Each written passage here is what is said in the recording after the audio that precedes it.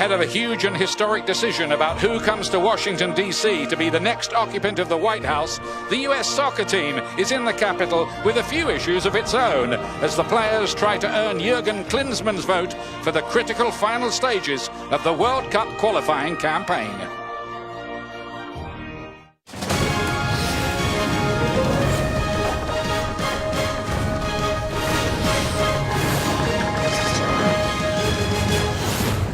Welcome to ESPN's coverage of the US men's national team. We're coming to you live from the RFK Stadium in Washington, D.C. as the US men's national team hosts New Zealand. Ian Darke here alongside Taylor Twellman, and later reporter Katie Witham will be joining us. Now then, Taylor, a year ago it was all doom and gloom around the US team. Where is Jurgen Klinsmann's side now with the hexagonal coming up, the big final stage of the World Cup qualifying campaign? I'm going to go a little bit more recent. You and I were in Columbus in March after they lost in Guatemala. They took care of business. I think when it's all said and done, good experience, Copa America this summer that will prepare them for the World Cup.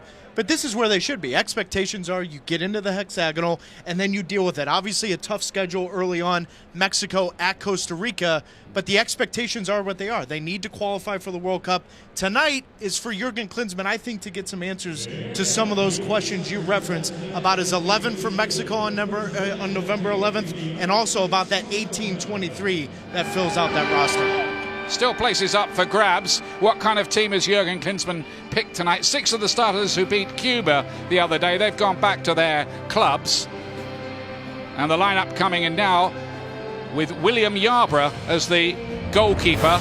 His first start, the Mexican-based goalkeeper. It's amazing that Omar Gonzalez, Matt Besler, this is the first time we see him together since the Belgium game in the World Cup. I think a big question for Jurgen Klinsmann are his two fullbacks, Michael Rausko, Acosta. They get an opportunity tonight in the midfield. Perry Kitchen will sit in front of the back four. That pushes Michael Bradley, Sasha Klushin a little bit further into the attack. And then a little surprise to me, DeAndre Yedlin playing wide right. I thought we would see Lyndon Gooch. Julian Green gets his second consecutive start.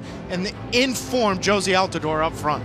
Julian Green, interesting, had a very good game in Havana. He scored. He helped set up one of the other goals, well, the other goal as well, as the US beat Cuba 2-0. The surface there was absolutely shocking. It's a lot better here tonight. The teams are out, ready for this game. It's New Zealand, who did very well against Mexico the other night. How will they do here? Join us in just a moment. We'll have the action for you from the first half.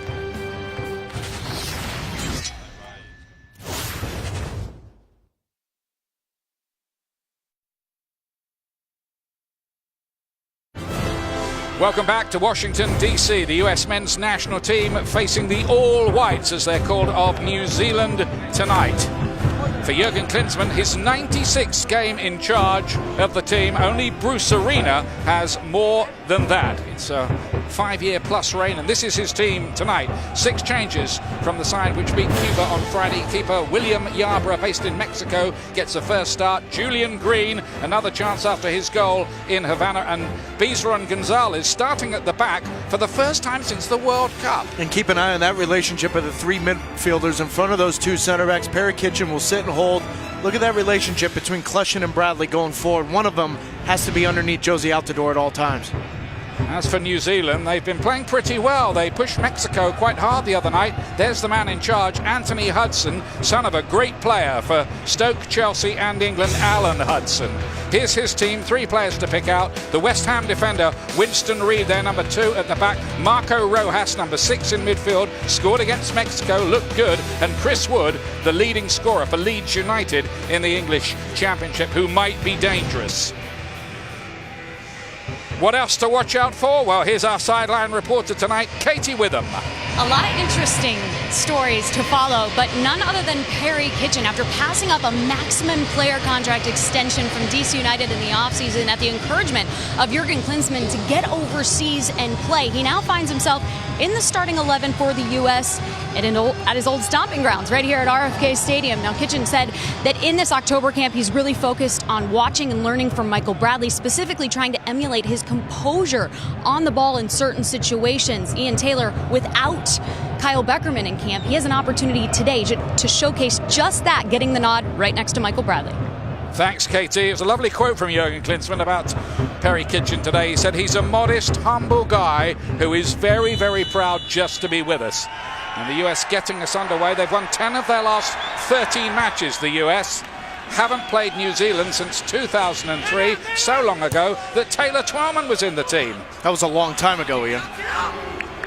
You were booked as well. Yeah. Appreciate that. 18 seconds into the game and you already throw me under the bus. Tonight's going to be fun, huh? And there might be more. Here's the New Zealanders, and Chris Wood getting the nod on. They'll have to watch him. This US defence is interesting because it's got a little bit of a makeshift look about it. Beasler's had a few problems. He's in maybe a little bit more of a difficult period in his career, so he's there alongside Omar Gonzalez. Gonzalez has started only 2 of the last 20 US games. And he gets, well, he tries to win that header, but he's beaten by Wood, who's going to get the shot away. It's a good one. The keeper, Yarbrough, drops it. His first involvement starting for the US, and that was nearly a horrible one. The flag's up in the end. And this is a matchup to watch tonight. Chris Wood, he's been in great form for New Zealand since the last World Cup qualifying cycle. He has scored over 50% of New Zealand's goals. Big, strong target player, good with his back to goal. Easily knocking off Omar Gonzalez. Good turn there. Yarbrough needs to do better with that initial shot. Luckily for Yarbrough in the United States, Patterson was offside. When the ball came back off the goalkeeper. So that's a nasty moment for Yarbrough. Not exactly what you're looking for. Of course, the usual numbers 1 and 2, Brad Guzan, Tim Howard, not called up for this camp. So they're just having a look at some of the other goalkeepers around, and I think in the second half we're going to see David Bingham of San Jose Earthquakes get his chance. We saw Ethan Horvath against Cuba. He did pretty well, kept a clean sheet.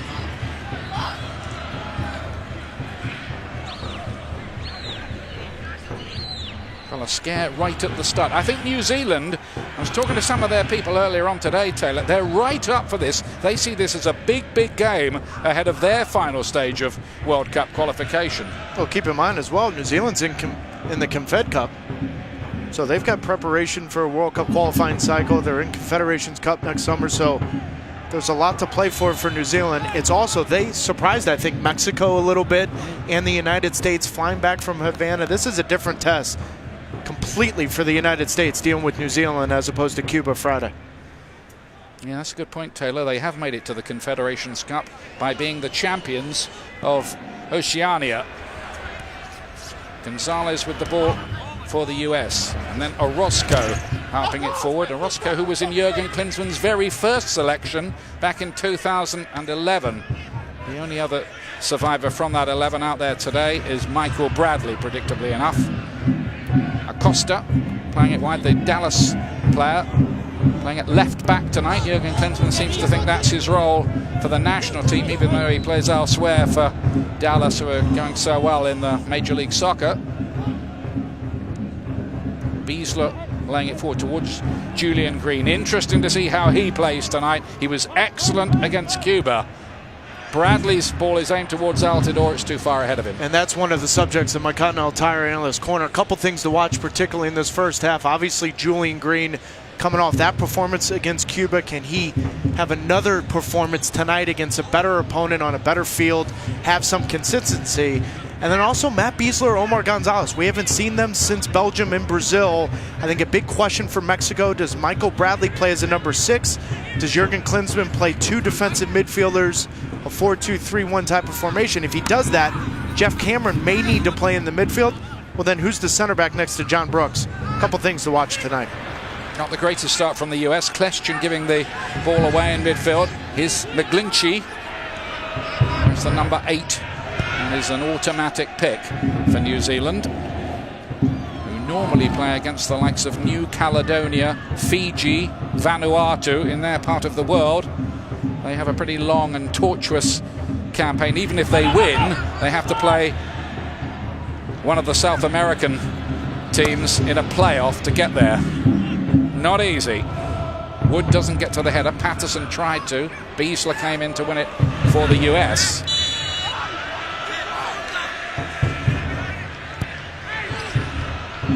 Orozco's early ball easily cut out.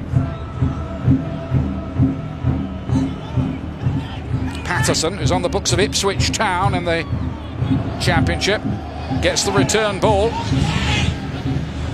One or two questions being asked by this eager New Zealand side early on. Durante trying to forge his way through it from the back.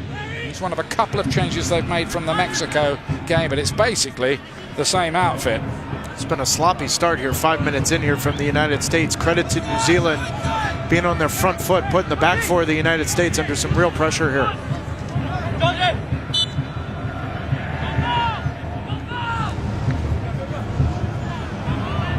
Wood is a physical presence. He was top scorer for Leeds last season, and he's already got 5 in 11 games in the Championship this time around. He's been around in England, played in the Premier League with West Bromwich Albion notably.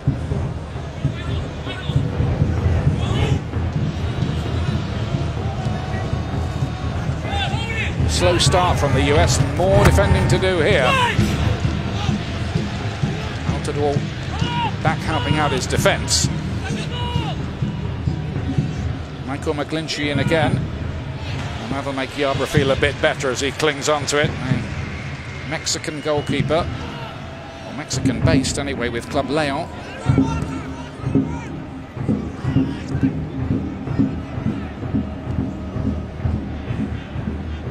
Beasler spreading it wide to Michael Orozco, whose great moment in a US shirt was getting the winner in the Azteca a while back, amazingly. One of a few good away wins Jurgen Klinsmann has had during his time in charge, winning in Italy, the Netherlands, Germany, the Czech Republic, Bosnia.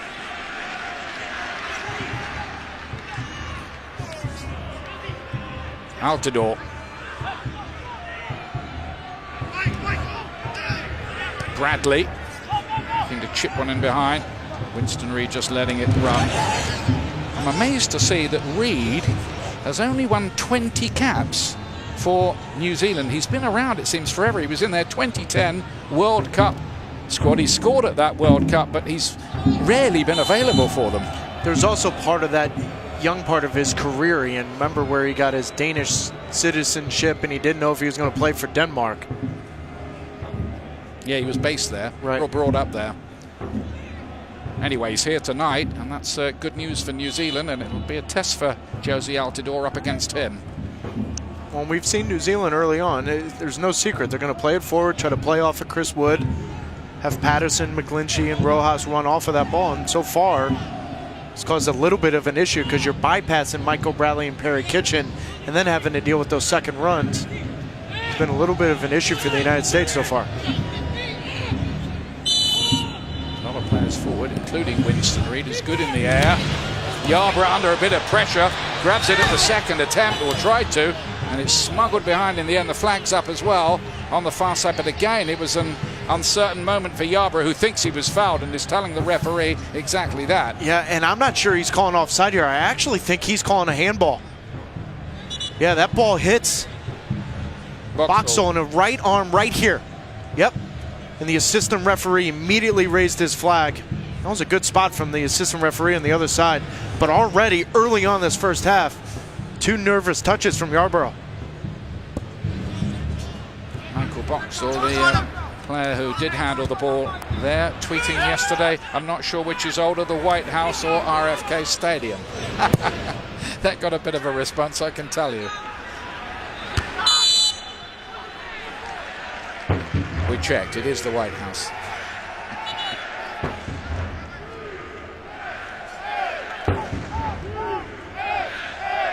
This is the stadium, by the way, the US have played in more than any other, the 24th time they've played here. It might be one of the last times as well, because there are plans for a new stadium. Beasler aimed towards Orozco. Michael Bradley captaining the side tonight, as he has been in recent months. Acosta, only 21, the left back. Might be one for the future. There'd certainly be no calling what the 23 for the World Cup, should the US make it, would be at this point. Bound to be some people making a late run. Got to qualify first.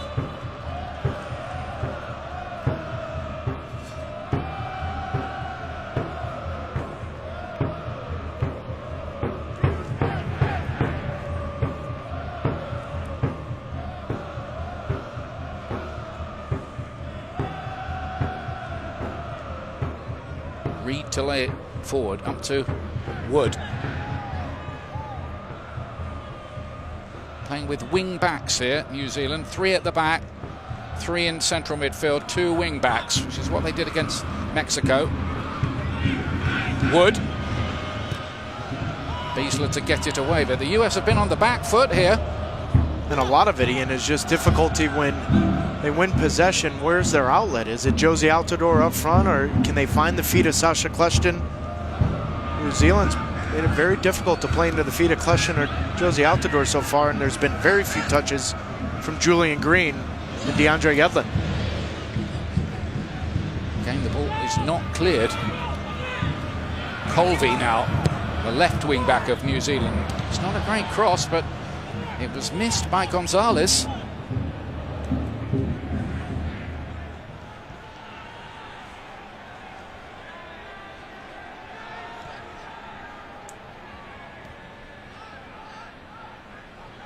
Laid forward by Liam Graham, only his second cap, and his first one was a good one, his debut against the Mexicans.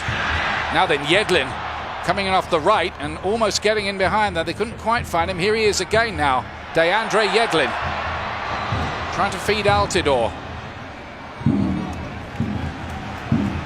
It's a great run, though, from DeAndre Yedlin. The timing of that run, because he sees the ball played into the feet of Sacha Kljestan, and immediately when Kljestan turns, Yedlin has to time that run perfectly, and that's where he's got to be a little bit more free with his runs. Now in a different role with Michael Roscoe behind him, Yedlin's got to be a little bit more, I think, risk-taking with his runs. And if Jozy Altidore wants to play with his back to goal, someone's got to stretch the back line in New Zealand tonight. That has to be DeAndre Yedlin. And he's been put further forward, and it's happened a few times before because of his extra pace. He's looking for a flyer, isn't he? I also think when push comes to shove, I think Jurgen Klinsmann still thinks DeAndre Yedlin is a little bit of a liability defensively. That might also be part of the thinking. Here is Omar Gonzalez, now playing in Mexico for Pachuca. One back by McGlinchey, player with some Scottish blood, played in Scotland for Motherwell for a bit. Handball by Graham.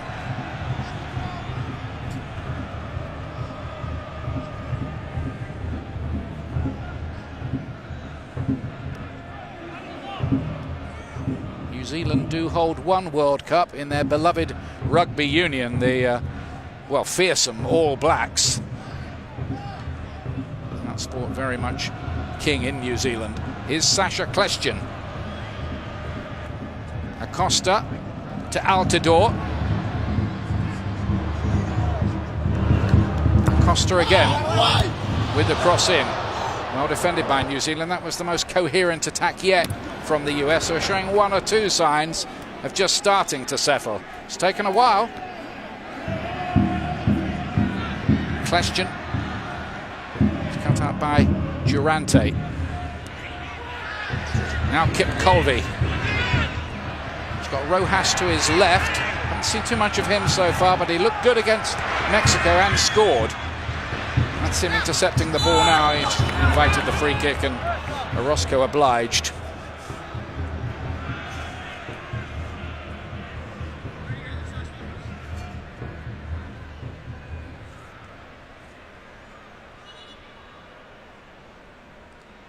The US unbeaten in their last 9 matches in this stadium, going back to the last time they ever lost a home qualifier in the World Cup against Honduras in 2001.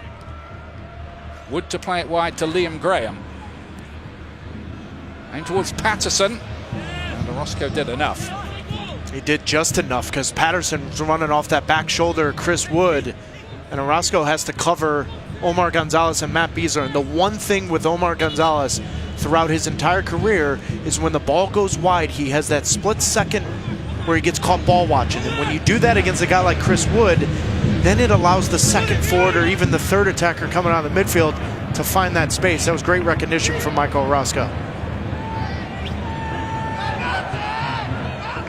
The long throw coming in from Michael Boxall here. Bouncing around dangerously. Bradley was alert enough to pick up that second ball and get it away.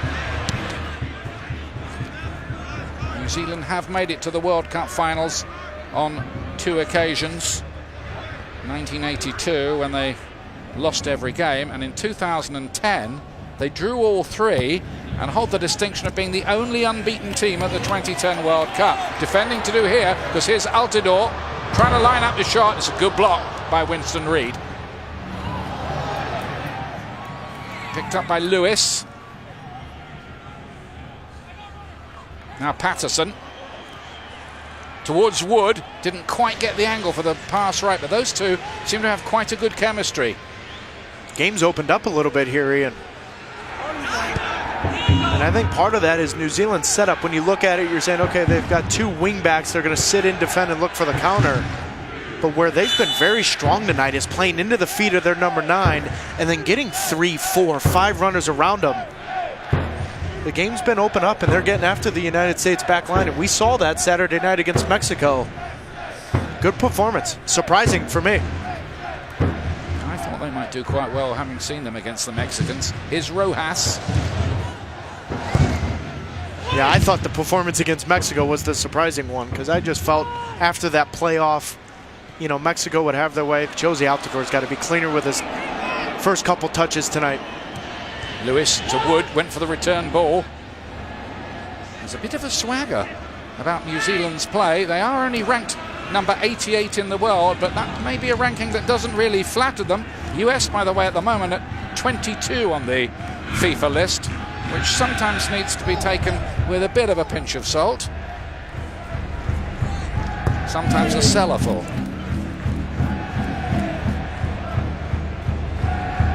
Play by Boxall. Durante with the long ball forward towards Wood. Well watched by Gonzalez.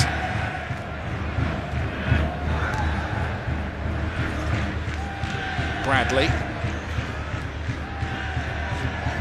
Altidore got a bit lucky with his layoff there. It did end up in the path of another American player. Here's Green coming off the side. We haven't seen too much of him. He was probably US's best player in Havana.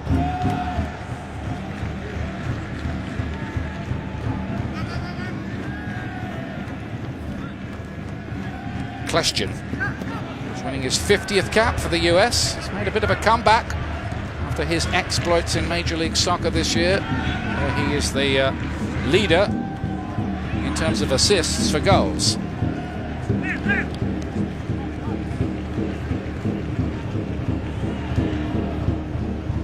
McGlinchey. Good contest so far.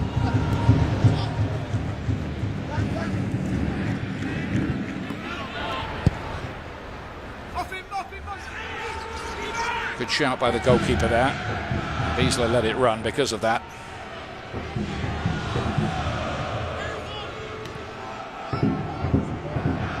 Here's Perry Kitchen. On his second start for the US, the player who plays for Hearts in Scotland.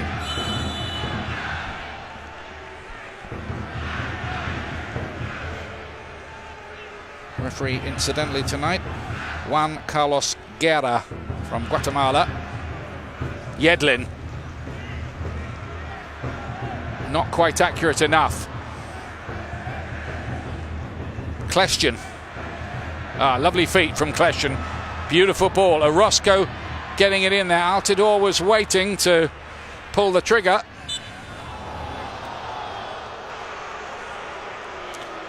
And I just want to show you what New Zealand's trying to do tonight. Is that obviously you're playing through the midfield. Sacha Kljestan's trying to play forward. Now watch, they're going to play very direct, play off for Chris Wood. Now the question for me is, where's Perry Kitchen, Michael Bradley, and Sacha Kljestan? So immediately when that ball turns over, you can't have a simple ball played into number 9 and then he lays it off and you're going the other way.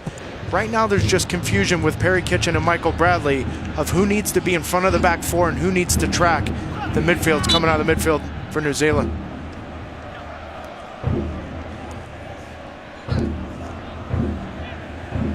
Six of the starters against Cuba gone back to their clubs. Brooks, Cameron, Johnson, Wood, Pulisic, and the goalkeeper Ethan Horvath. So this is something of an experimental side, I think it's fair to say.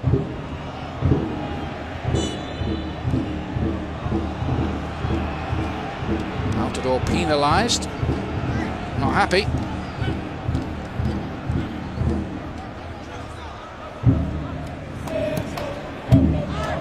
Soon be up to 100 caps, Jozy Altidore, and only 16 other players have done that in US history.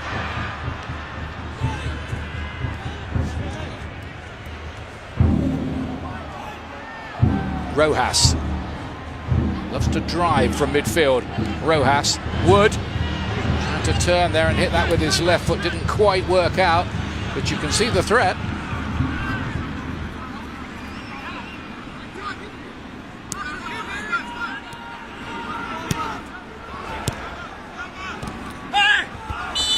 A bit of a knock for DeAndre Yedlin.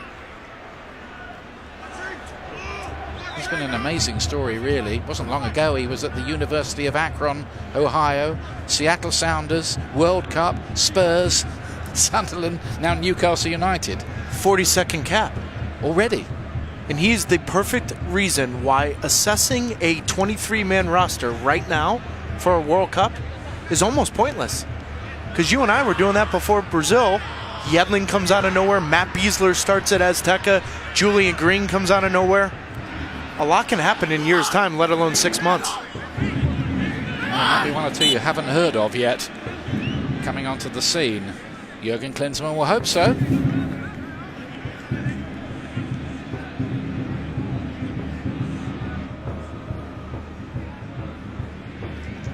There were a few moans because the US wanted to play Ghana tonight, their old World Cup adversaries. That couldn't happen because of FIFA regulations. So it's New Zealand instead, but it's a proper contest. There's a push in the back by McGlinchey. Basically, Jurgen Klinsmann wants more games against the likes of Germany, Spain, Netherlands, England, Brazil, Argentina, and a few less against the CONCACAF teams, doesn't he? Well, and that's difficult because right now CONMEBOL, right now UEFA, I mean, you look at it, Europe and South America, they're in the thick of things. So how is he going to find those games before Russia? It's an issue. Orozco. To nobody in particular, in truth, that ball. Clayton Lewis. Graham trying to pick up Patterson, who's not in the first team at Ipswich Town. He plays in the underage teams and the reserves. Not really broken through as yet. He's just got a one-year contract, but he's in New Zealand's side here. I don't think Reid really wanted it there, and he was clever enough to get a free kick. I think he used all his experience there, the West Ham man. But that's where I'm a little surprised tonight that we haven't seen the United States when the back three of New Zealand, particularly the three center backs, want to knock it around. Why not high press? Yep. We've seen very little pressure from the United States on New Zealand, particularly when they're trying to knock it around. And I think you have to give New Zealand a little bit of credit because they're knocking it over the top of the midfield of the United States and then playing for second balls.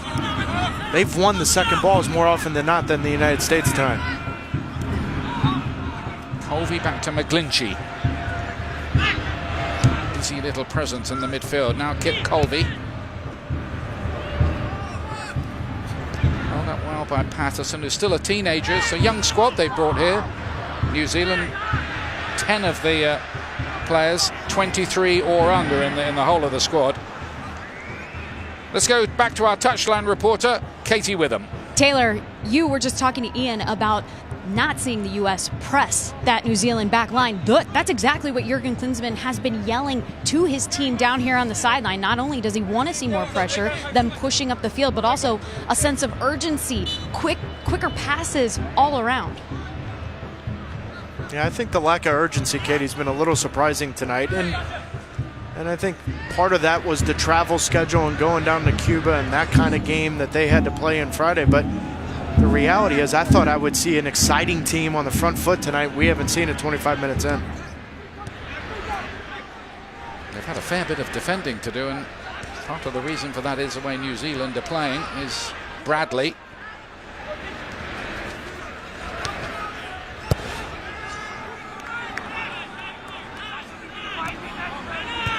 Omar Gonzalez, whose trip to Cuba included teaching Cuban children multiplication tables at a school. Great bit of PR.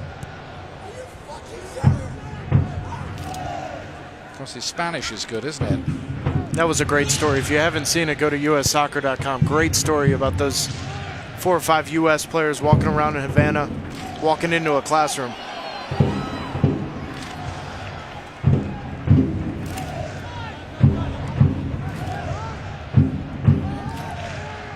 Perry Kitchen, wide for Michael Orozco.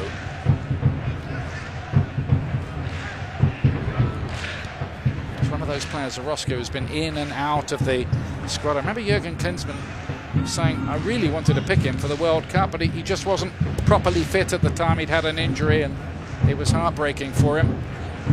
Now Julian Green loves to cut inside onto that right foot, which he does, and scores! How about that? Julian Green again! Scores for the second game running, and the US lead by 1-0.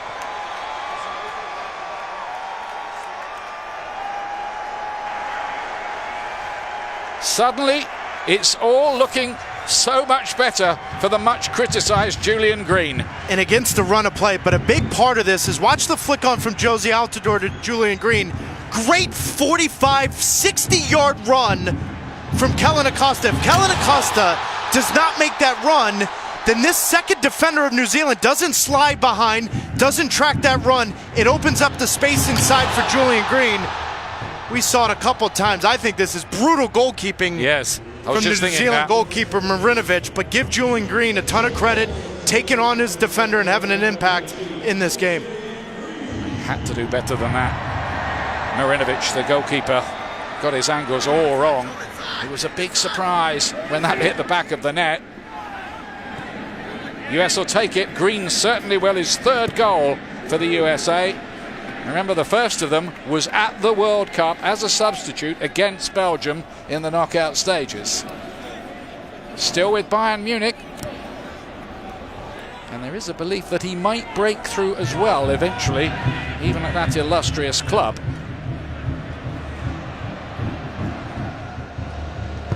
Listen, Julian Green for the rest of his life will be remembered as the player that replaced Landon Donovan on the World Cup team. He's 21 years of age. Here he is in possession again, Taylor. Cuts back towards Bradley. Rojas just about got there in the nick of time. Klashchen, who's done well so far. Altidore. Nice 1-2 played at Orozco. A bit of a miscue really from him, and Yedlin's challenge was illegal. ESPN's presentation of US Soccer is brought to you by EA Sports FIFA 17, in stores now, rated E for everyone.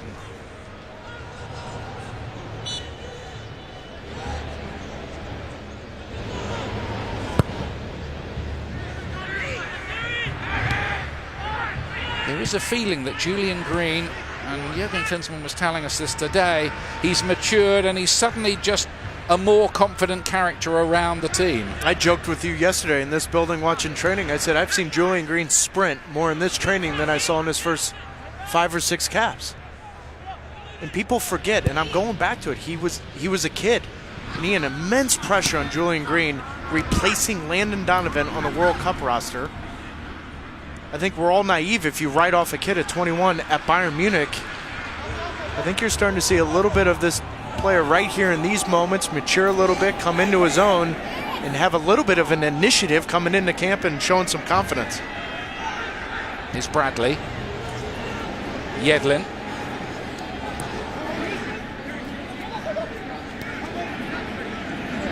Now Bradley again. it's also not to say you don't treat them with kid gloves, so to speak, but you also have to be a little fair with the situation. Yep. Young players can suddenly burst through. The talent and quality is there. Of course, the US have discovered Borussia Dortmund's Christian Pulisic as well. He's gone back to his club now with Champions League coming up next week. That's only fair, really, the circumstances. But he's definitely one as well for the US going forward. So there are a few players now beginning to come through. We were wondering, really, there were so many young players getting tried. Not many of them were passing the auditions. Some are starting to. More defending to do, though, here. Lewis tried to find a way through. And Wood's run in the end just about blocked with the help of Besler. It's great defending from Matt Besler, because the giveaway from Kellyn Acosta, Matt Besler has to react and react immediately. That's great defending. And it's been an interesting year from Matt Besler. Only played 16 games, Ian, for Sporting Kansas City. He had a concussion early on. Peter Vermees has left him on the bench. But I asked Jurgen Klinsmann about Matt Besler, and he said, well, with us, he's been fine. Yeah, he said, I trust him 1,000%.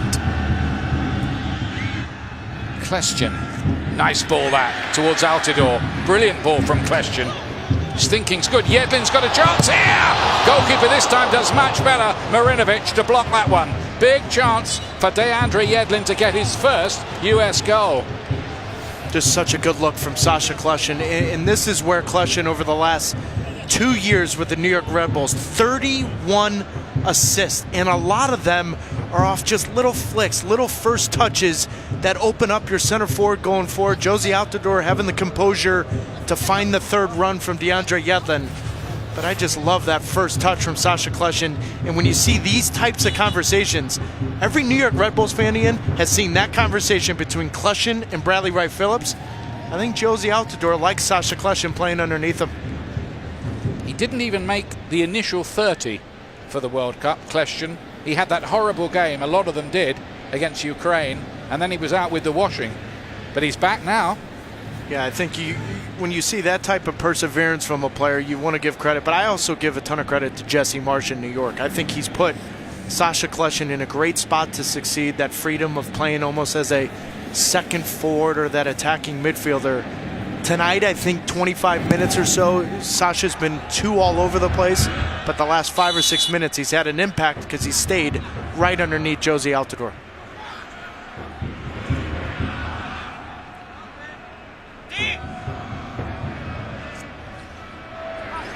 Here he is on the ball again now, Kljestan.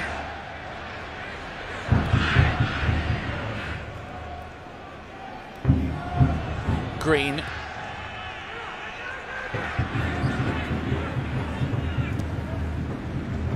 Ball in by Orozco towards Green again. Did win the header against the odds.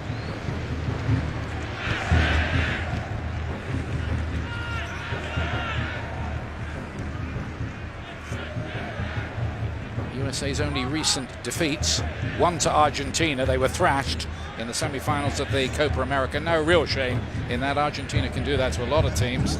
And 2 defeats against Colombia. Game part of the Copa America, one of them the 3rd, 4th place game.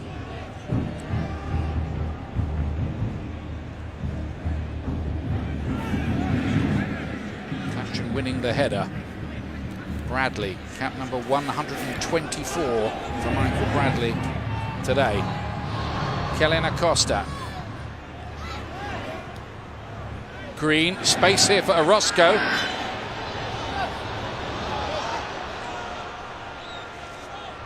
Sunday on ESPN, we've got an MLS doubleheader for you with big-time playoff implications at 3 Eastern. Toronto taking on Montreal Impact. That'll be a real grudge game. Big crowd, good atmosphere, followed by the Portland Timbers, who need the points, the champions, playing Colorado Rapids from Providence Park. Both matches are on ESPN, also streaming live on Watch ESPN and the ESPN app. And we'll have some MLS chat for you at half-time with the push for the playoffs really underway now. You coming with us to Montreal, or are you too busy? I'm on the plane home tomorrow. I'd love to be in Montreal. I'd love to be in Montreal with you. I think that'll be a great game. Well, you've probably had your car running for the last 3 hours. We could take it. You You're not getting any more juice out of that story. Neither you out of that car. Trying to keep it quiet. Here's Besler for the US. To Kljestan, not that time. No, but see the difference, Ian, though? You've now seen Sacha Kljestan be an option for Matt Besler, Omar Gonzalez, and even Michael Bradley, because he's staying a little bit more central and playing in between those pockets of space of the back four and the defensive midfield of New Zealand. He's had a little bit more of an impact because of his positioning. Goldie lays it back to Boxall. New Zealand had been unbeaten for 18 months since before Mexico beat them at the weekend.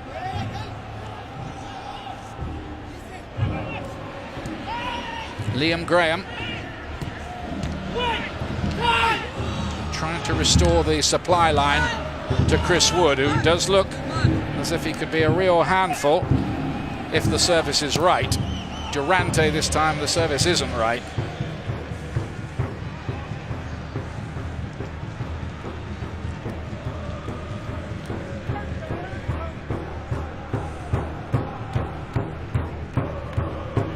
Chris Wood was 18 when they took him to the World Cup. He was the youngest member of their 2010 World Cup squad, and they used him 3 times as well from the bench, even then.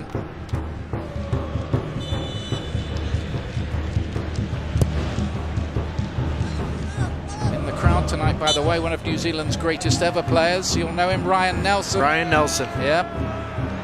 Lives in Washington, D.C. now. A very good career in the Premier League in England before coming over here. And he looked at the New Zealand performance against Mexico and he said this team has taken a major step forward. So let's see if they build on that here. They're 1 down. Julian Green's goal. Wood looking for the flick on towards Monty Patterson. Goalkeepers come for that. He shouted that Orozco wasn't going to take the chance because Yarborough still had a bit to do, in all honesty.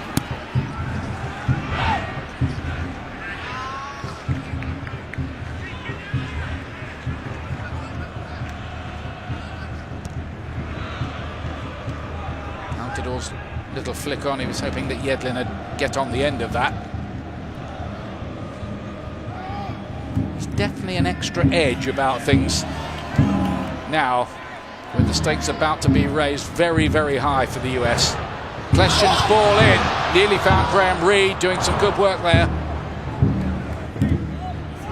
Besler.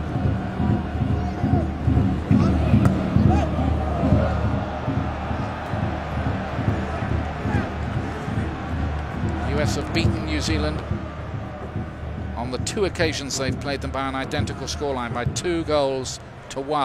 Jovan Kirovski scored in both of the games. Little peculiarity. One of them was in the Confederations Cup in 1999. The other one when Taylor was playing 2003. We called him Jovan when we played together. Oh, right. Okay. Called him some other things as well when you didn't square the ball to you. Exactly. Taylor was telling us that story before the kickoff. He should have been set up by Mr. Kirovski. I was always open, Ian. Patterson here. Gets another bite at it. He's a lively player, Ian. You're talking about he's only 19 years of age, but Patterson tonight, he's been active.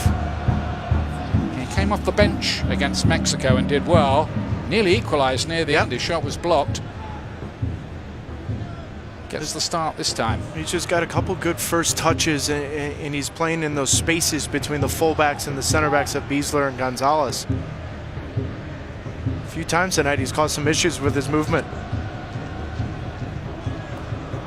US's passing has begun to improve. A little bit slicker and more fluent now. Lovely work. Yedlin to Orozco, who cuts it back. Reid had seen where the fire was starting and put it out.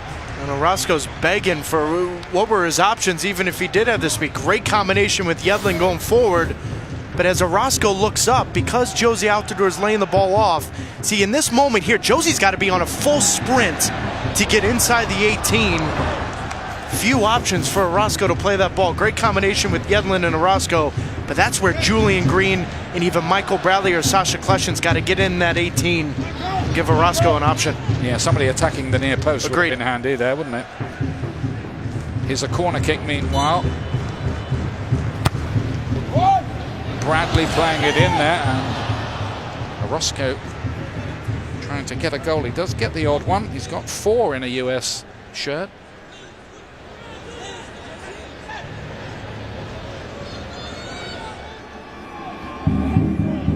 Durante to Liam Graham. Graham plays his football in the lower half of the 3rd tier of English football for Chesterfield.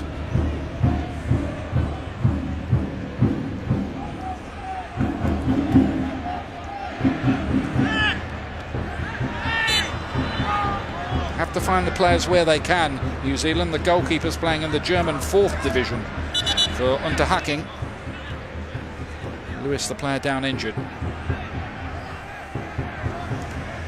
Next Wednesday at 9 p.m. Eastern on ESPN2, the US women's national team play the first of 2 friendlies against Switzerland. This one at Rio Tinto Stadium in Utah. As always, the match can be seen streaming live on the ESPN app and Watch ESPN.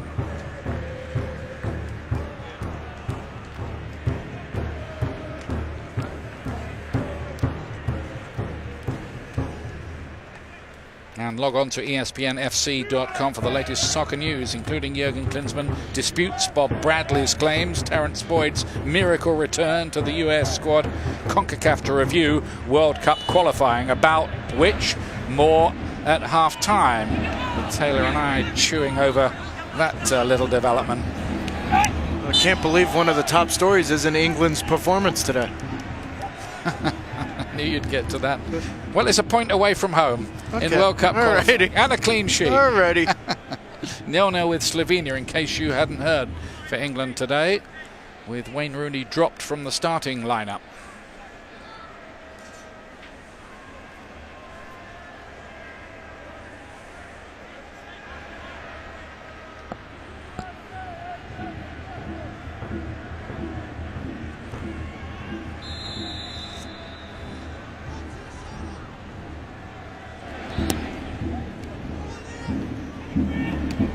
Towards Altidore.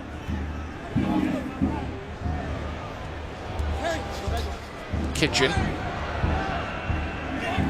He's beginning to grow into the game a little more. Perry Kitchen. About to be a few nerves, only his 2nd start ever in an American shirt, only his 5th cap all told, in fact.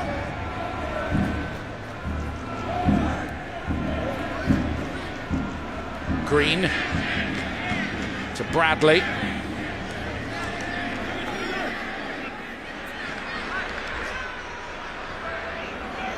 The US starting to get the upper hand a little. Klesjan, another good ball from him. Yedlin this time popping up on the left side. Klesjan again. And with difficulty, Reed managed to cut it off.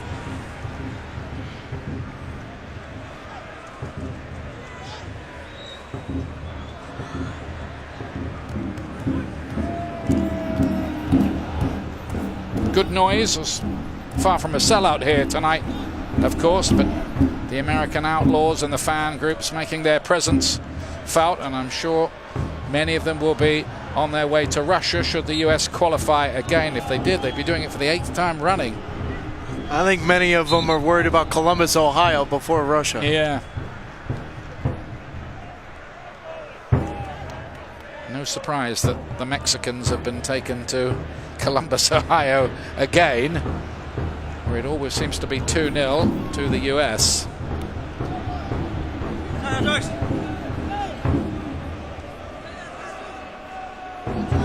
It's a carefully chosen site, isn't it, I think?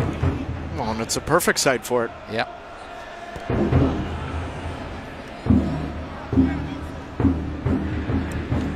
Reed to hit that one long. After that bright start, Chris Wood not getting much of a service. Klesjan, Altidore's not going to be able to reach that one. Of course, Josie Altidore and Winston Reed would have had 1 or 2 clashes in England during Altidore's time with Sunderland. I think going in at halftime, Jurgen Klinsmann's going to have words with Perry Kitchen, Michael Bradley, and Sacha Klesjan, getting those 3 on the same page. I'm not quite sure they figured out their spacing, particularly on the defensive side of things. And in fairness to Michael Bradley, he's played as a lone number 6 the last couple of caps, and with Toronto, bad giveaway here. Rojas didn't quite find Patterson. Graham, blocked by Beasler. Important block as well. New Zealand could have made more of that. Colby plays it wide. Yarbrough elected to punch, maybe a little bit surprisingly, because it looked to me like he could have caught that.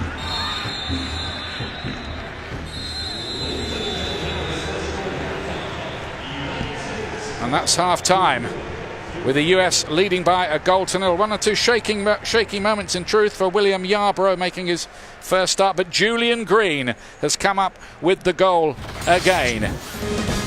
We'll be back with the second half, and at half-time some interesting chat about some hot soccer issues just at the moment.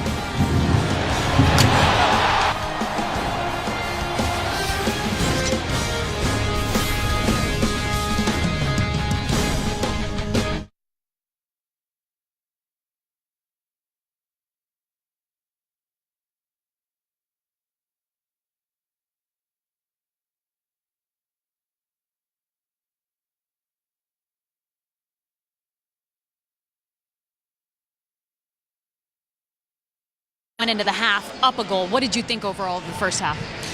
Well, I think after 15-20 minutes we started to get a rhythm, created the first chances, and then a nice little goal by Julian Green. I think totally deserved. They are very difficult to play, and I think Mexico saw that a few days ago with a back line of 5, very difficult to create chances. But we got to keep the tempo higher. We got to get the ball flowing from one side to the other and open them up. So hopefully we get the chance to score some more goals. I'm sure that was your message in the locker room. What else are you looking to see here in the second? Well, I mean, they have to be physical the whole time, because they can score a goal out of nothing with second balls through their number 9 is a very, very good target player. So we have to be on our toes, avoid having them score a goal, and we got to find a way to score another one. Appreciate the time. Thank you. So all set to go for the second half, and a couple of substitutions been made by New Zealand. They're going to bring on Lewis Fenton and Henry Cameron, who's an interesting player who's with the League 2 team. That's the 4th tier in England, Blackpool. He's usually on the bench for them, but getting a chance here in a forward role for New Zealand.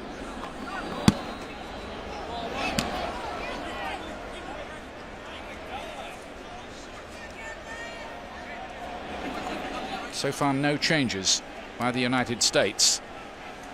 It got better as the first half went on after a very shaky first 10 minutes or so.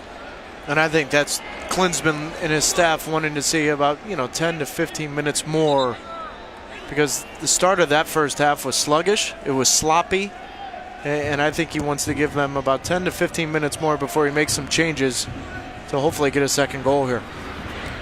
There is one change, and that's in goal, where David Bingham of San Jose Earthquakes has replaced William Yarbrough. That was a pre-planned switch, I should tell you. That's not punishment for Yarbrough or anything like that.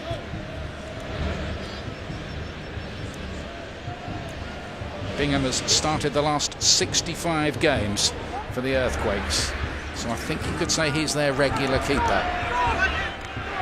He's got to play again on Thursday, hasn't he? For them.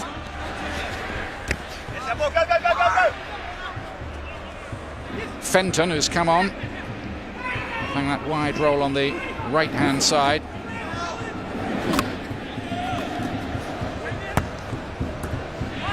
Instant layoff by Kleshchen to Kitchen. Altidore couldn't hold it up.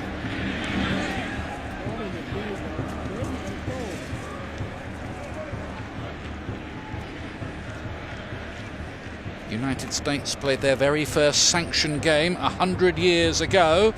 A 3-2 win over Sweden. Here they are in the nation's capital a century on. Wondering what the next year or two might bring. Of course, Jurgen Klinsmann's big aim is to see the US maybe playing in the semi-finals of the World Cup. Flicked on towards Cameron, who's obviously got some speed. They like him, I think, at Blackpool, but can't quite yet force his way into their starting lineup amid the, well, largely rough and tumble of League 2. Away by Gonzalez, not very accurately. Picked up by Boxall here for New Zealand. And they're trying to feed Wood, but the ball into him wasn't of sufficient quality.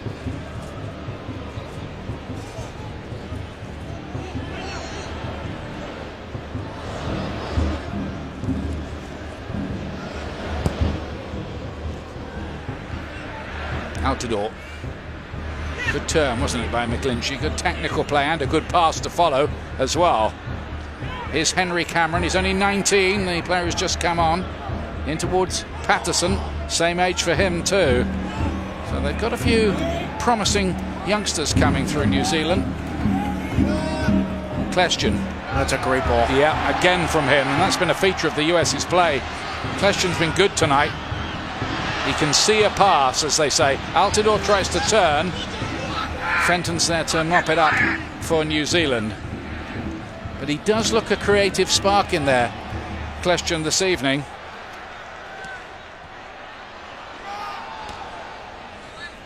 And I think the biggest question, Ian, going into that World Cup qualifier against Mexico is whether or not Jurgen Klinsmann looks at it and says, do we play a 4-4-2 with Michael Bradley as a lone number 6?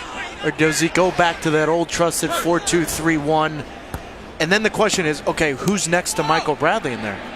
Because you gain a lot having Sacha Kljestan play as that attacking midfielder. But then who plays in the midfield? And I quite honestly think it's Geoff Cameron. Geoff Cameron's playing there for Stoke City. I think Geoff Cameron brings that physical component that they will be lacking without Jermaine Jones. And if he does that, then where do Bobby Wood and Jozy Altidore play in that formation? Do they both start, or is one on the bench?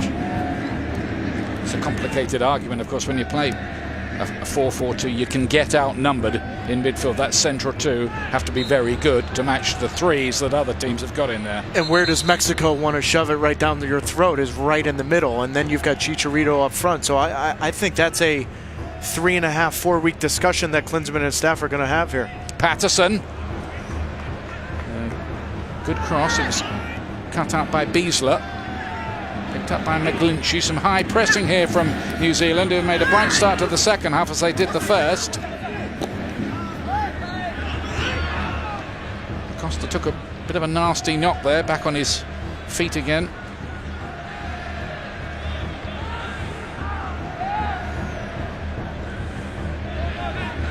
That left back position has been a bit of a problem one since DeMarcus Beasley went off the international scene. Even he was really filling in there, but he did a really good job doing so. Green with instructions to run at the defence. Not cleared by New Zealand, picked up by Kljestan. Altidore. Now Roscoe. Yedlin with a heavy touch which goes out of play, and that was a, well, careless piece of play. Yedlin doesn't need us to tell him.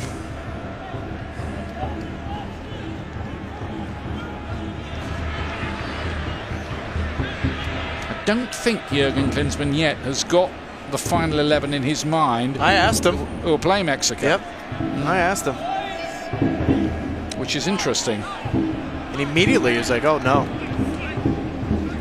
He's got his idea of 5 or 6 guys, but he was quick to point out there's, well, 4 or 5 spots that he's curious about. And obviously over the next 3.5-4 weeks is a big part of the club season, which is why you saw 9 players released to go back. I think in his mind he finds it more beneficial for those European-based players and the Jordan Morrises of the world to play in those meaningful games with their club as opposed to the friendly tonight, and then risk that not playing on the weekend. You let Chris Wondolowski go back to the Earthquakes as well, because they've got this midweek game coming up. He was good when he came on against Cuba, scored, involved in the other goal as well. Fenton now for New Zealand. Durante.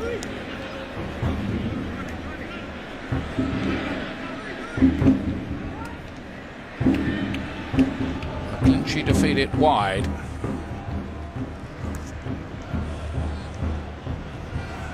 It's a bold system, going with 3 at the back. Not many teams do it, because Juventus a lot of success doing it, but then their back 3's not too bad. And you and I saw it at the European Championships with Italy as well. Same back 3. How good were they against Spain? But then their last 2 World Cup qualifiers, Ian, Italy looked bad. Yeah, I thought they were pretty good at the Euros. So did I. Here's Kljestan. Plays a 1-2 with Altidore. Nice play there. Kljestan getting his head up. Does what good midfield players do. He can almost take pictures in his head of where everything is.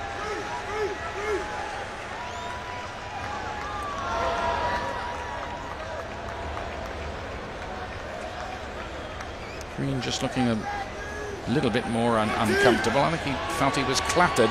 Just a little question to the referee. Now he's taken up his position. Bradley's going to take the corner kick. We've seen Bradley throughout the years whip this back post and almost have a shot here. Keep an eye on Jozy Altidore standing in on Marinovic here. It is curled in under the bar. You were spot on with that, Taylor.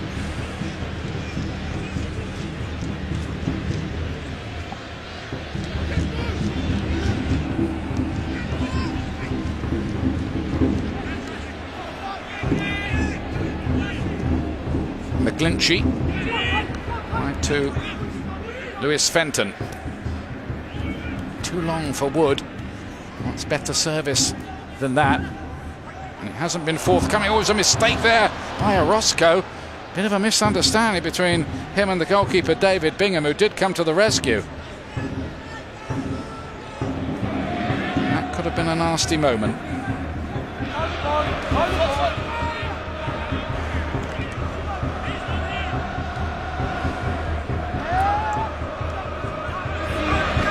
Here's Green. Free kick is given this time. Because the other issue for the USA is Clint Dempsey. We just wish him well. You wish him to get back to health again. He's got the irregular heartbeat problem, and so there's no sign of a return. Obviously, he's out for this season. So it would be nice to think they can solve that problem and he can get back. Wish him well if he's watching tonight. It's more important than just football, isn't it? 100%, Ian. I said it a month ago. It's about Clint Dempsey, the person, not Clint Dempsey, the soccer player. And you're talking about the US's #2 goal scorer of all time in Clint Dempsey.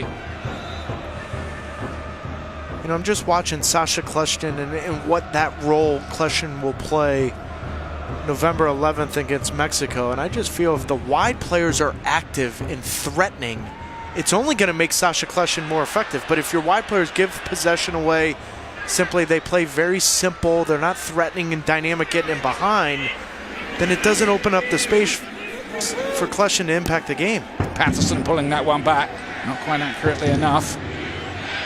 Last ball not quite there for New Zealand. Some of their approach play is neat enough.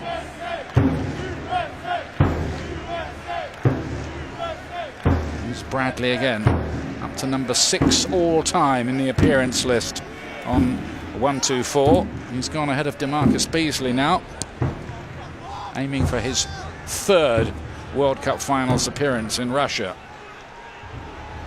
Here's Wood. The referee had to give something there. Wow. Wow.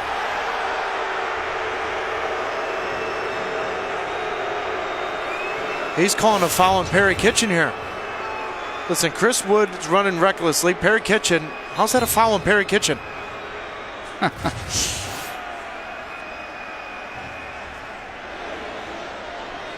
Does go New Zealand's way, though.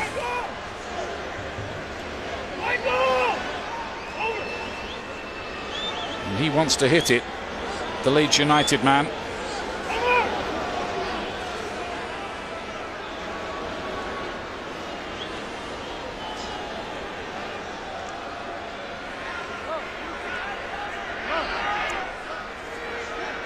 Durante is going to come off, and we'll see a change made here by New Zealand before they actually take the free kick. An odd time to make the substitution. Sam Brotherton, central defender, will be introduced.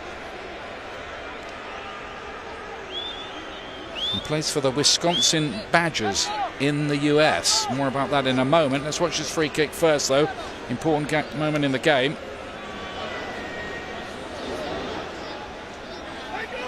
Could be a test here. The goalkeeper, Bingham.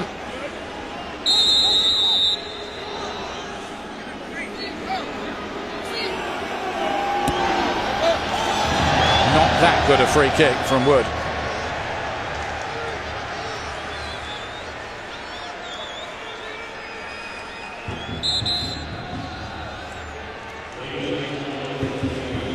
Debut here for Sunderland's Lyndon Gooch, who was always going to appear. Off comes Kellyn Acosta.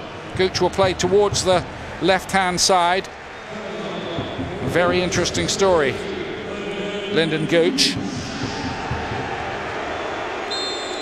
Yeah, Gooch is going to come play. He's going to play wide right. DeAndre Yedlin's going to move to right back, and Michael Orozco will take Kellyn Acosta's spot at left back.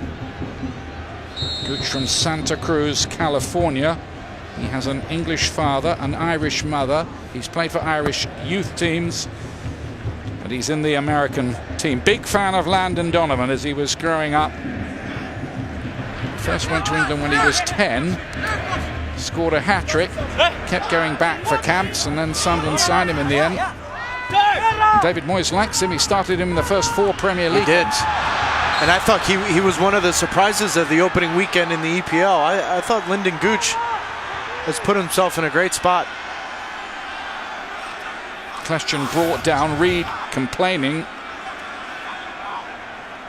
It's got to be a yellow card, hasn't it, really? Yeah, but just taking him out here. Yeah, the near side assistant referee had his flag up before this play even happened. And I think it had something to do with the throw-in on the near side. Julian Green immediately took the throw-in. The assistant referee had his flag up going the other way. And so that occurred all before that melee between Reed and Kleshton. So that offence is effectively wiped out because of the earlier decision. And that's the sense of all of that. McGlinchey with a good touch for New Zealand. And here's a chance for Patterson! And he should have done a lot better there. That was a wonderful chance for New Zealand to equalise. Yeah, and it's the runs of Patterson. I said in the first half he was problematic because he finds those pockets of space. And yeah, okay, it's a deflection off of Michael Bradley, but Patterson's has timed his runs, very well underneath Chris Wood. He's putting himself in some great spots tonight. Unlucky not to finish the play off the 19-year-old. Let off for the USA there. Altidore flicks it on. Kleshton with the flick towards Green.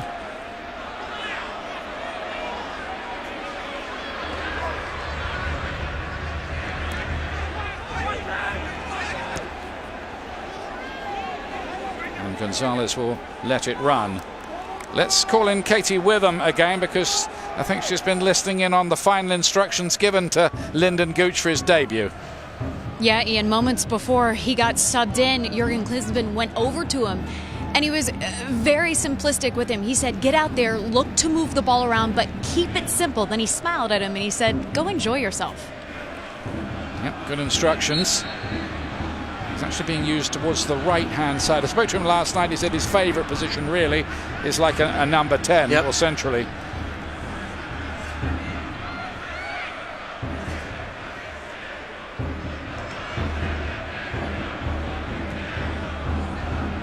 Off the bench for Sunderland in their last game. The club are struggling a little bit just at the moment, down at the bottom of the Premier League in England, but that's not Gooch's fault. Gonzalez with the header. Of course, Altidore couldn't go for that. He was offside. And there's a good interview with Lyndon Gooch and Doug McIntyre on ESPN FC about his ups and downs, where he's playing the first 4 games and then he's not in the 18. And David Moyes flat out told Lyndon Gooch, I want to make sure there's not a lot of pressure on you early on in the season. I'm trying to manage those expectations. You're going to be a huge part of my system and my program over the next 2 years. And I think Lyndon Gooch has got a good head on his shoulder. He's mature, but he's ready to represent the United States. And among the young players that David Moyes has shepherded through before. Wayne Rooney. Big moment for him.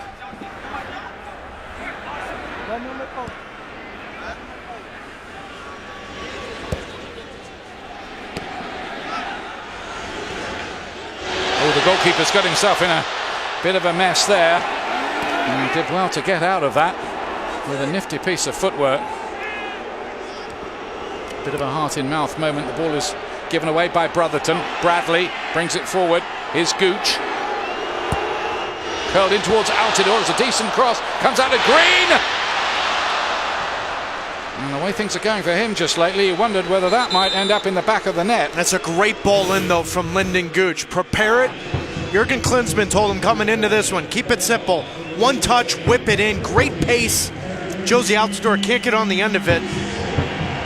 But great confidence for in your first cap. Just a good touch. Great ball in. Causing some real danger for that back line in New Zealand. Good start from Lynden Gooch so far in his first cap. Another change here. Danny Williams is coming on, as he did against Cuba the other day, to replace Perry Kitchen. Dree plays it forward for New Zealand towards Cameron. Here's Green again. It looked like a foul by Boxall. He complains to the referee, but it did look like a foul.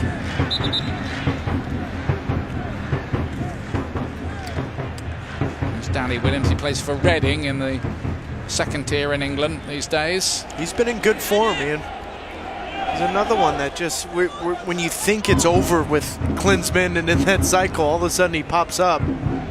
But Danny Williams, in a pivotal part of his career, final year of his contract, he's been in good form as of late. Scoring a late penalty against Ipswich to get 3 points.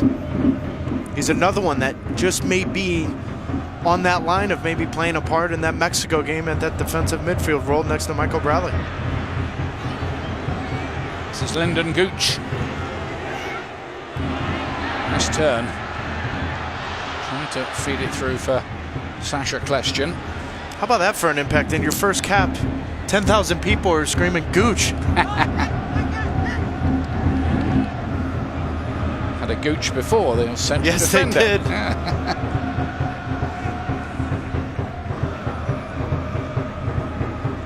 Danny Williams.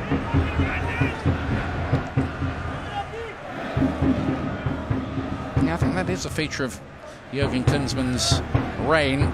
You're never in the refrigerator forever. He could go back and get you out again. I will say this, though, Ian. Surprisingly, when I asked Jurgen Klinsmann today about Darlington Nagbe, I was very surprised to hear the story that Nagbe asked to miss these 2 games to be home with his family. I mean, you are 3.5, 4 weeks before the Mexico final round World Cup qualifiers. Just asking that question and hearing that, not from Jurgen Klinsmann, just from the staff and some of the players, that caught me off guard. You'll have to hope that the phone does ring again from Jurgen Klinsmann at some point in the future. It may not be imminent. Tonight at 10 Eastern on ESPN, the undefeated presence. A conversation with the president, sports, race and achievement. A 1-hour student forum with President Obama from North Carolina, A&T State University. Tonight, 10 Eastern on ESPN, right after us. Streaming live on the ESPN and watch ESPN as well. Don't miss that. No, it's a must-watch. Lots of talk about mentoring young African-American men and athletes being involved in the social activism of that movement. I know I'll be watching it.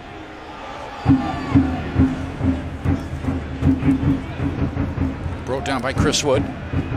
Cameron couldn't bring it under control. There was a chance there, had his touch been a little bit better. New Zealand asking 1 or 2 questions now, and the man who's just come on, Moses Dyer, with the shot on the turn.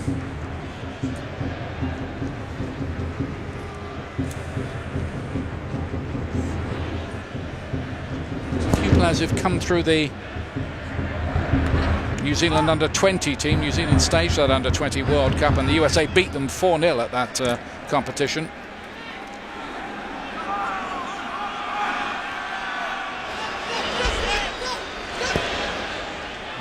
risky little chip. There's a lot of confidence there from Marinovic.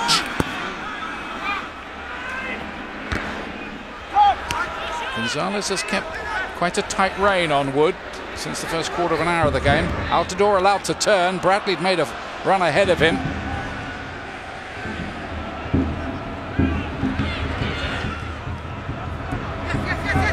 Fenton. Cameron looking for the little slick 1-2 with Patterson. Now it's Beasler bringing it out of defence. Carries on with his run as well. Altidore. Still Altidore. And he couldn't find the power in the shot. And really the first time tonight we've seen Jozy Altidore in the final third. He's had a couple good layoffs. Obviously on Julian Green's goal he had the flick on, but that's really the first time we've seen Jozy Altidore with an opportunity to put one away. Gooch.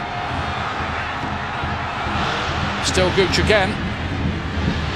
Cut back by Green. Boxall got it away for New Zealand. Coming up towards 70 minutes. USA still ahead by Julian Green's goal.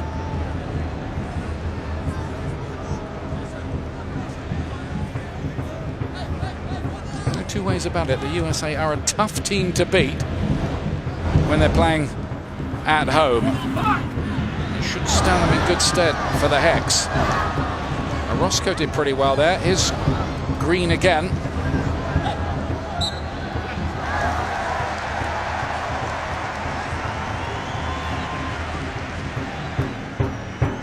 He's enjoying it anyway. I think he was going to enjoy it whatever happened. He might have enjoyed it if there was no match even here tonight, I think.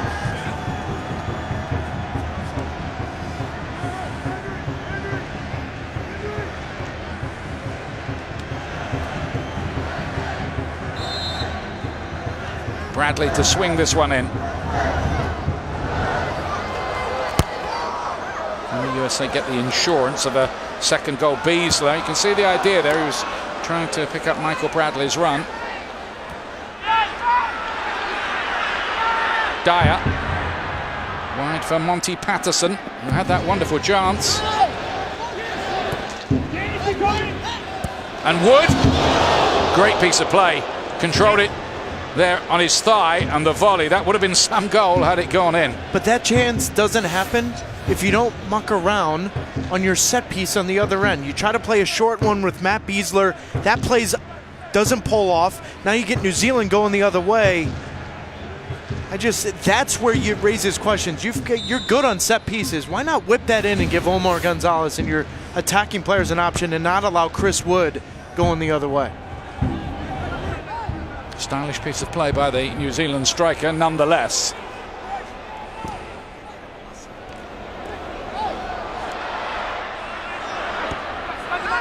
Box going to lay it forward. He's changed position to the left side now.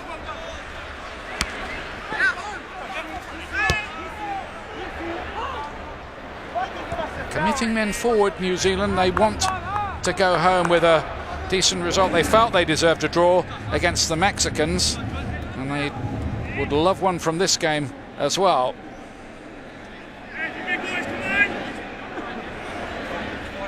Anthony Hudson, I'm old enough to remember his dad playing for Chelsea, Stoke and England, and he was one of the most elegant midfield players you will ever see. He looked like he was caressing the ball around. Long throw to defend here for the US. Corners the decision.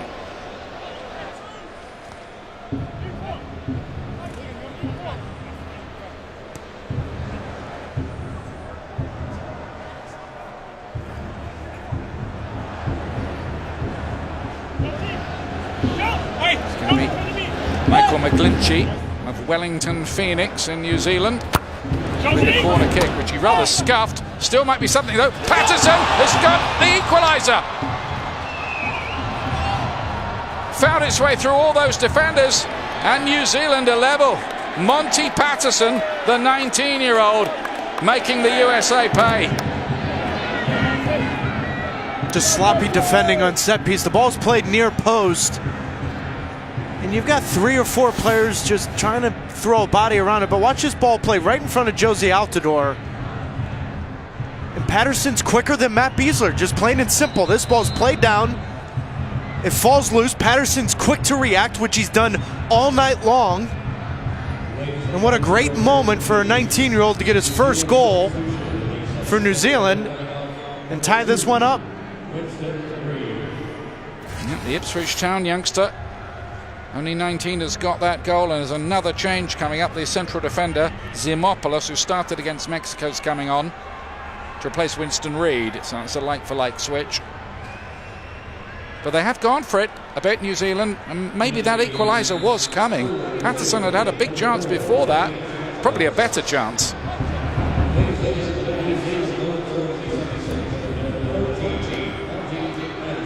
Gooch played it inside to Klestjan. USA, can they bite back here? Altidor's got a chance here! Big chance! Flags up, flags up. Wouldn't have counted anyway. It was a great touch from Lynden Gooch, though, because the ball's played into his midsection. He's got to bring it down. He settles it, lays it off to Sacha Kljestan, and now Klestjan's looking up. And when this ball is played, Jozy Altidore is close enough. He's onside. Well, I'm not sure, though, Ian. When you watch when that ball is played by Sacha Kljestan, Jozy Altidore, that front shoulder may have been off. But it has to be an area of your body, Taylor, that you can play the ball with, not your shoulder. But that pause in that part of that replay was right before Sacha Kljestan played it. It's academic in the end. The flag went up, it is offside, and the goalkeeper saved it anyway. It's a good move, though. Good response from the USA. I had a feeling this might be a pretty competitive one for the team. Did that stay in play? No, it didn't. Green couldn't keep it in. As so often with all these changes in friendly matches, the whole dynamic of the game can change quite dramatically. Let's have a look, see whether this was offside or not. Settle the argument, shall we? Yep, and look, he's on. He's on. He's mild. And that's well done by our crew in the truck to find that moment when Sacha Kljestan played that ball. He was easily onside. Which was a bad decision by the officials. But as it was, Altidore's shot was saved by the keeper anyway.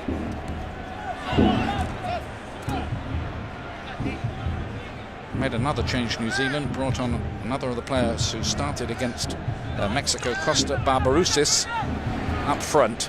He actually had a goal disallowed in the game against the Mexicans. Danny Williams to help it forward. Sometimes all the changes don't help the team. They kind of have to reorganize from everything that might have been working before.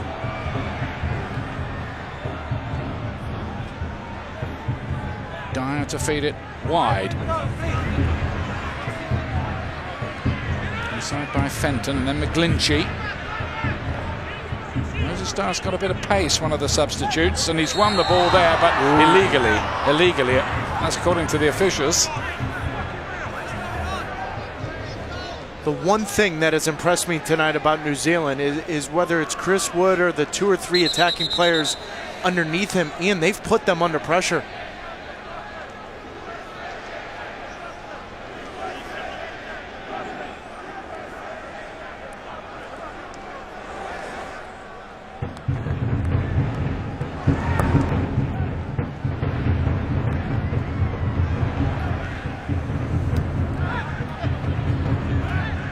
Dyer goes back to Boxall.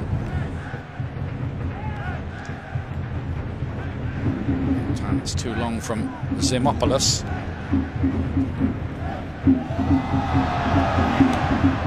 Yedlin is dispossessed. Falls to Danny Williams, but the US looking a bit disjointed, frankly, at the moment. And New Zealand have been the better side in the second half. Altidore.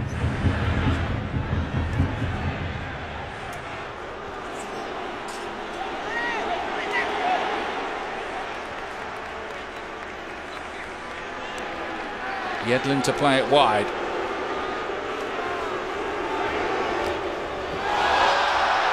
Lynden Gooch has already got his own personal fan club over on that far side. He must be enjoying it.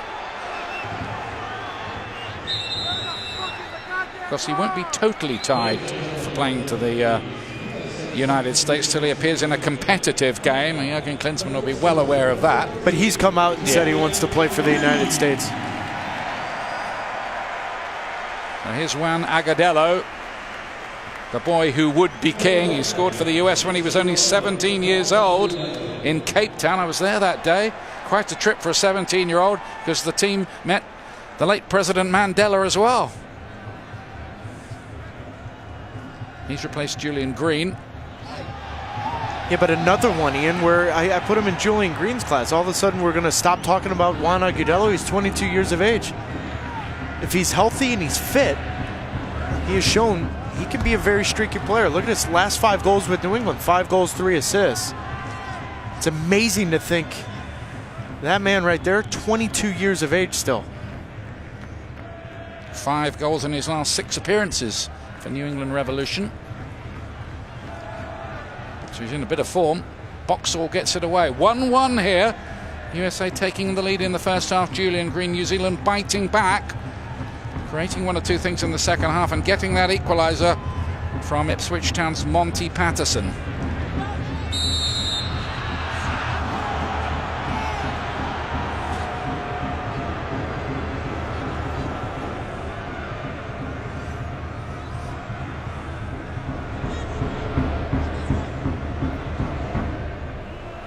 Brotherton's going to take the free kick here for the All Whites, as they're known, of New Zealand.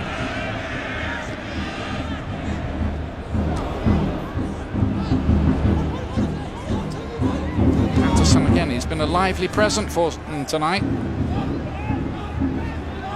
McGlinchey. And towards Dyer. Speed's giving Orozco 1 or 2 problems on this side.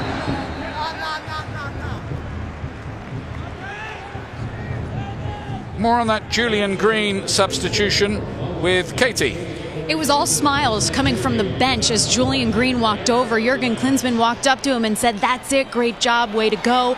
He sat down, his teammates were all patting him on the back, but guys, he put his head down, shook it like it wasn't good enough, and that really speaks to what the coaching staff told us, which was they noticed a different Julian Green with the way he goes about his work nowadays. Better times for Julian Green. Just needs to see a bit more action at Bayern Munich. He's only made 1 sub-appearance for them so far this season. Mind you, it's a heck of a team to try to get into. It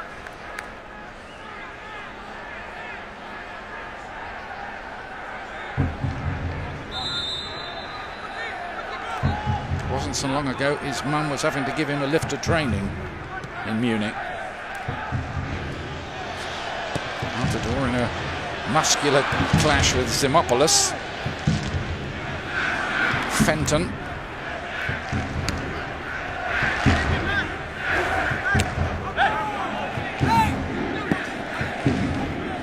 New Zealand look like they're a pretty good bet to get through to an eventual playoff, don't they, from Oceania? I would agree with that. Yeah.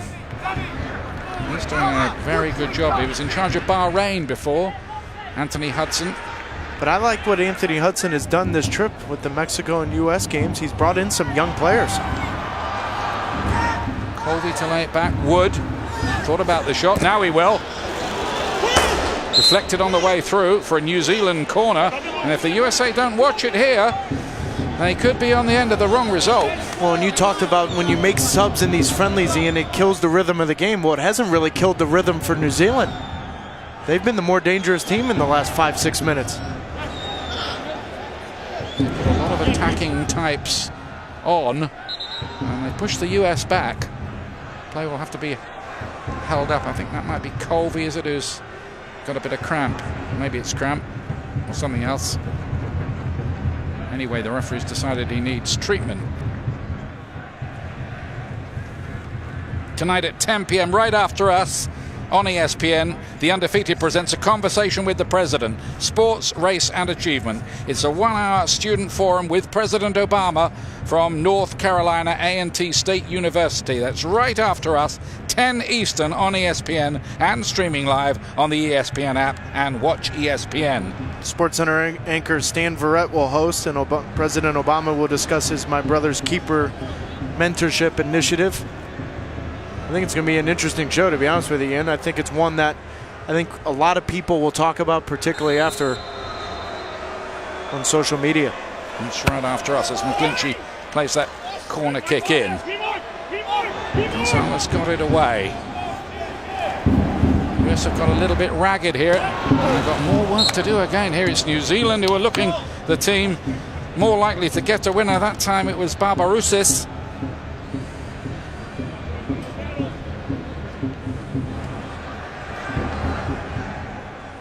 I think they might be climbing from that number 88 ranking they have. If anyone can work out the way these things are calculated, I'm not among them. Now there's Taylor, I don't think. McGlinchey with the corner. Hard by Bingham.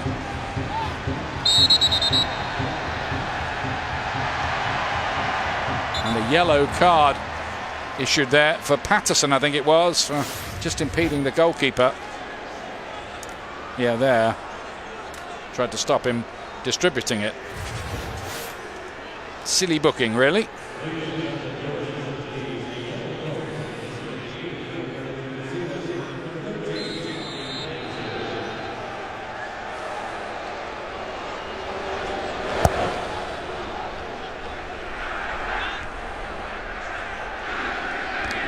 Omar Gonzalez winning the header. Question. Not really getting on the ball quite as much now. Barbarouses taking on Orozco, and manages to stop the cross coming in. Hanging on a bit here though, the US.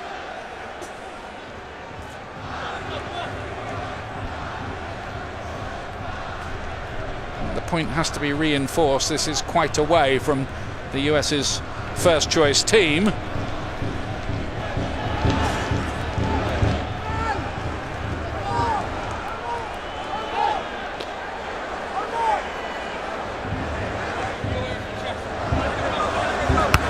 A short corner routine with Michael McGlinchey. Hammered away by Josie Altidore. Back in by Fenton. Behind Barbarouses. And away by Beasler. Beasler and Gonzalez, who finished the World Cup as the central defensive pairing. Still bouncing around dangerously anywhere or do, really, as far as the US are concerned here. And there's some anxiety, I would say, among the US fans. But at some point, they've got to push the numbers up, Ian. They're defending as if they're in the lead here. I mean, you can look at the sideline. Klinsmann and his staff extremely frustrated, but the United States, the last 10 minutes, defending with 8 or 9 behind the ball, and just as if they're up 1-2-0 here. Altidore's been booked.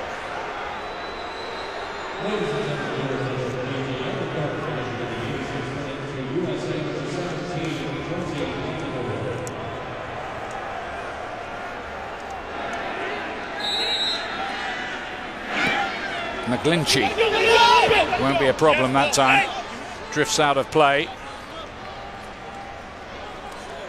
But he's got through a mountain of work in that midfield tonight. Player who played in the A-League in Australia. 1 or 2 of this New Zealand squad do that. And won a title with the Central Coast Mariners. Barbarouses again. Picks a good ball for Chris Wood. Tries to find Barbarouses. Back in there, but Patterson off the line by Orozco. Another really slick attack, and New Zealand close to what would have probably been a winner. How good is that from Barbarouses here? And quickly on the break. Now you've got 3-4 runners running at the 2 center backs of the United States. This little flick from here from Patterson gets by Bingham. And if not for Michael Orozco, New Zealand's up 2-1. Terence Boyd has had a terrible time with injury, but is happily back fit again now to replace Josie Altidore.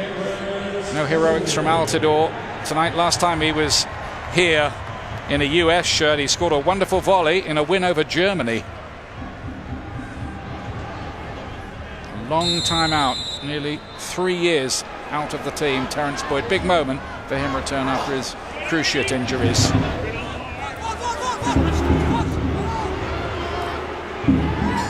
Gooch was caught in possession. Here come New Zealand again.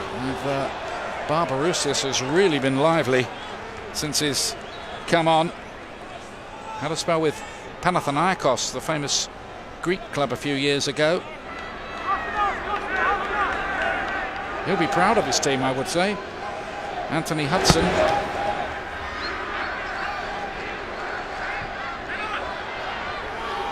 Simopoulos. McGlinchey forward. Wood wins the header. Danny Williams, this time for the US. Somebody needs to get it on the floor. The US just can't build an attack at the moment.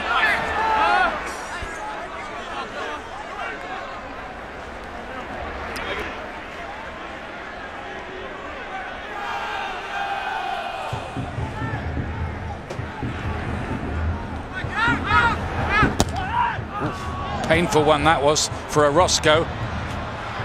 Still down as well. Now then, Danny Williams, maybe he can do something here. Bringing it forward for the US. On and on he goes, shoots, good shot it was too. Goalkeeper beats it away. Williams again. Well, they just let him run and run and run. And Williams nearly got the payoff of a goal.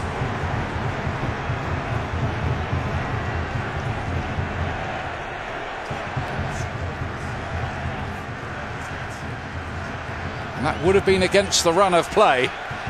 No question about it. Bradley with the corner. For the US, Gonzalez with the header. Couldn't keep it down. He's only scored once in his US career against Cuba.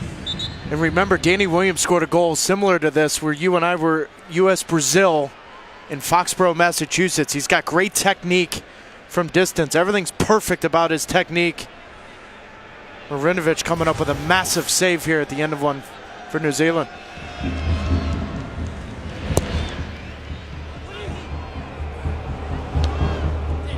Wood won the header. Here's Williams again. Maybe that moment will just lift the US to produce something a little more fluent. They've been on the back foot for certainly the last half an hour or so of this game. Into stoppage time, of which there'll be a minimum of 3 minutes.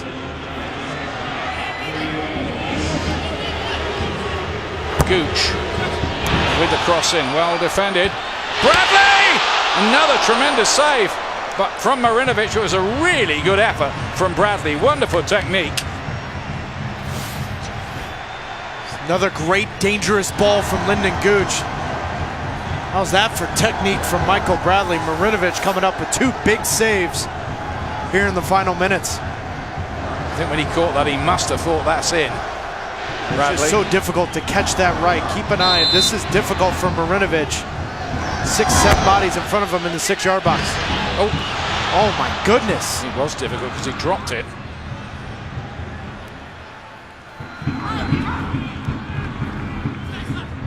Patterson. Dyer. Yedlin's pace.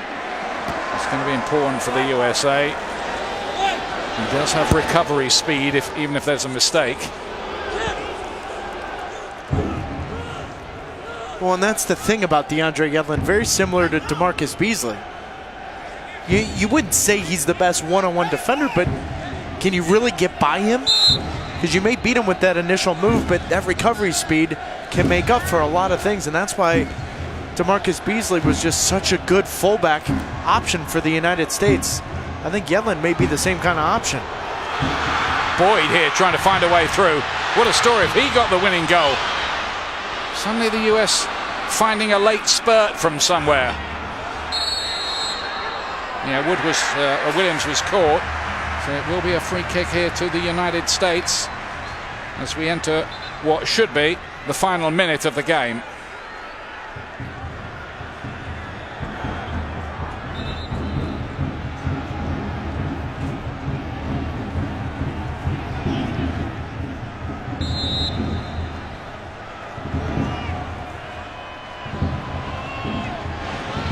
Bradley. up away by Chris Wood. Bradley picks it up again. USA seeking a late winner. Agudelo hasn't seen much of the ball since he came on. He's kept it alive there though. Gooch plays another one in by Beezer, and Gonzalez with the header. Second-headed chance for him. Couldn't get it on target. There's no secrets to what Lynden Gooch has come into this game and tried to do. Prepare the first touch and whip in a ball. All three balls have been dangerous, great pace. As a young kid coming into the game, you want to have an impact, whether it's 20 minutes, 30 minutes, or from the opening whistle. You want to have an impact in this game. Gooch has been impressive with his final ball delivery, something I think the United States needs if Graham Zusi and Alejandro Bedoya are injured going into that Mexico game. And that's it, it's a draw here. Lynden Gooch, probably one of the pluses of the night for the USA with his deliveries from that right-hand side, which might have produced a winning goal a couple of times for Omar Gonzalez. But you have to say, really, Taylor, that New Zealand deserved the draw. And you could make an argument they deserved the win. I thought New Zealand was the more dangerous team. However, Marinovic had to come up with two big saves at the end of the game. I'm not sure Jurgen Klinsmann will be too pleased with the overall performance, but the reality is he got some answers, I think, going into this Mexico game 3.5 weeks away. So there it is. That's the final score from Washington, D.C. 1-1 between the USA and New Zealand.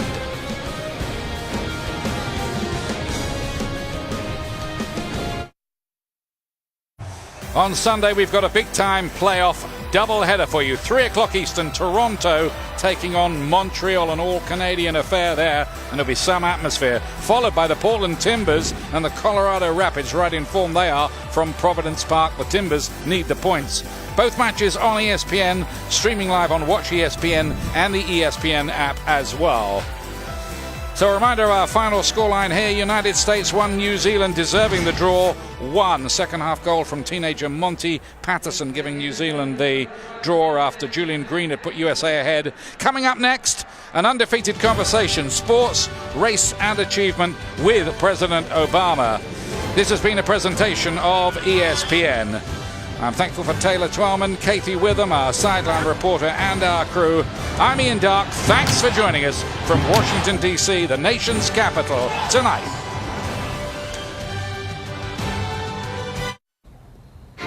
Welcome to the campus of North Carolina.